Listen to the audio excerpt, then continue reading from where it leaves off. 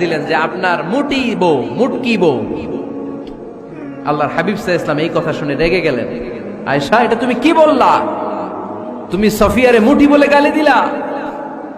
লাকাদ কুলতিলা কালিমাতান লাউ মুজিজাতহু লা মাসাজাতিল বাহর। আয়েশা, তুমি এমন একটা কথা সফিয়ার শানে বলেছো, এই কথাটাকে যদি সাগরের মধ্যে ঢেলে দেওয়া হয়, এই কথাটার তিক্ততা আর পঙ্কিলতা পুরো সাগরের নীল পানিকে মুহূর্তে কালো করে দিবে।